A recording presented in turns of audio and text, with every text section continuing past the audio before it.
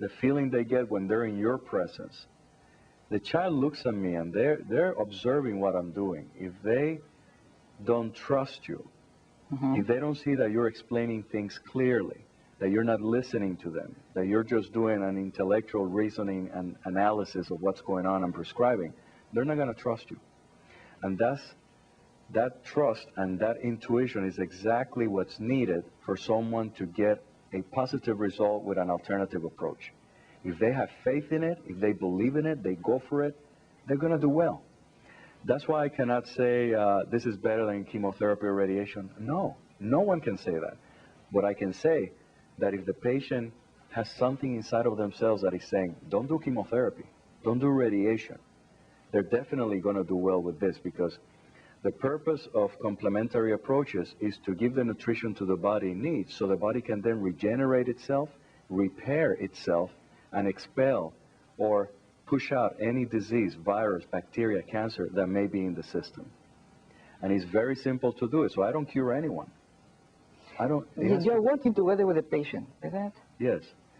I stress to the patient that I'm not curing them. I'm assisting them for them to know exactly what things to put in their system, how to monitor it, how to know if it's working or not. And in that way, they become their own health care practitioners.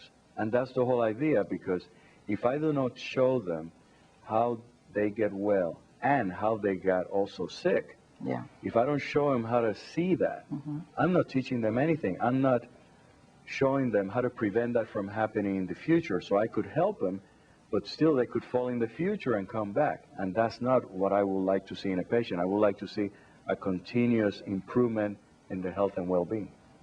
Do you have any anecdotes of some of your patients? Yes, I do. I have for instance, I have a patient that came to me from a friend. He's a 73 years old white male patient that came with a lymphoma that had spread around the body. And he also came from some of my colleagues at Baptist Hospital. They sent the patient because he did not want chemotherapy, for the simple reason that he said, I'm feeling well, and you guys are recommending 6 months of chemotherapy. You're going to make me sick. I have too much to do. I'm too young. So he said, okay, let me see what else can I see. He had lymphoma, which means a cancer of the lymph nodes, those glands that swell up when you have a cold. Around the neck, the armpits, the abdominal area inside the chest, the inguinal, and the bone marrow. It had spread to the bone. He had anemia. He was feeling tired.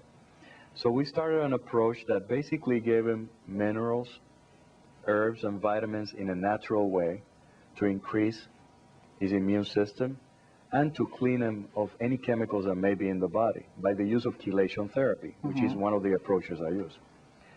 After a few months, all the tumors had disappeared. His anemia had normalized from around 10 to 14, which is within the normal. He's been working 8 to 10 hours a day, and he's doing fantastic. This is now a year and a half later.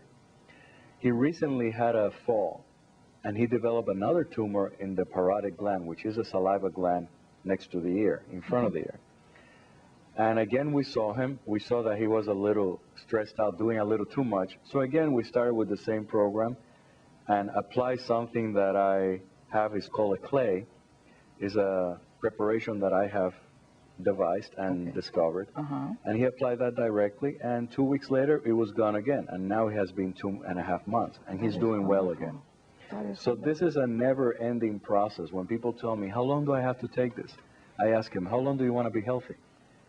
And they know the answer right away. So that's one thing, that this never ends. Maybe the things that a patient is taking change, but not the path. That never ends. The health path has always room for improvement. When you talk about nutrition, there are certain things that you tell your patient to avoid, like meat, for example? Depends on the person, but usually I don't concentrate on the oral nutrition as much as I concentrate on the mental, emotional, and spiritual nutrition. That's the most important, and I've seen it time and time again. I would say, if there could be a percentage, I mean, this is a rough estimation, but around 70 to 80% of the health of a patient will be dictated by that type of nutrition, how they see their family, how they see their work. Are they happy with their life, with their work? Are they finding downtime to be still? All those things are more important. Then diet, I usually tell them to eat anything they will like, but not everything. It has to be a clean diet, as much organic as possible, not frozen or canned or bottled. Something as fresh as possible. If they're going to eat meat, try not to eat as much red meat. Not because red meat is bad, but because usually red meat has a lot of steroids, antibiotics, chemicals, and that is a problem. So I tell them to get either kosher foods or organic or free-range meats that are more chicken and fish related than red meat. And those meats are very much assimilated in the body, much better than the other regular meats. So getting in touch of yourself, maybe through meditation, through some little time for yourself is very important. That's an extremely important point, yes. And that getting in touch with oneself will lead each person to know exactly what can they take, not take, what kind of food, because their body will tell them. So I also slowly assist them to start listening to what their body's saying. If they're eating too much of anything, they may get a stomachache. If they're eating too little, they might feel a lack of energy. If they're constipated, they may need more water. There are many things to listen to. They're not sleeping well. We assist them with that too. There are many factors that our program involves in order to reach So that it's mainly place. asking to your body what it needs. That's it. It's as simple as that. But it's also very difficult to do it. I would say It's a simple. learning process. It's a practice. It's not difficult. I think it's difficult not to do it. Because if you're not listening to your body, that's difficult. Then you run into problems. Because then problems start accumulating, and all of a sudden you say, oh my gosh, why do I have this? And slowly I teach the patients to listen earlier and earlier before a major problem happens, like arthritis, high blood pressure, diabetes, cancer. And it's a process of listening, constantly listening. You talked about chelation before. What is chelation? Chelation therapy is an intravenous treatment of an amino acid called EDTA. That amino acid takes heavy metals like lead, aluminum, and calcium that is producing atherosclerosis and narrowing of the arteries, producing high blood pressure, the need for bypass surgery because the heart is suffering, chest pains. And when this amino acid is given and it starts opening up the arteries in the human body, high blood pressure disappears and the patient stops taking the medicines, diabetes gets better, and the medicines can be stopped. In addition, the arteries in the heart open up so the chest pains go away and the patients do not need a bypass surgery or an angioplasty. So this treatment is a relatively natural treatment because the amino acid has a few chemical changes, but it's still very natural in its natural state. It doesn't do any chemical reactions in the body. Just grabs the metals and flushes them out. And this treatment is accepted by insurance? It depends on what state. Here in Florida, insurances have not accepted chelation in every case yet, but it's happening slowly.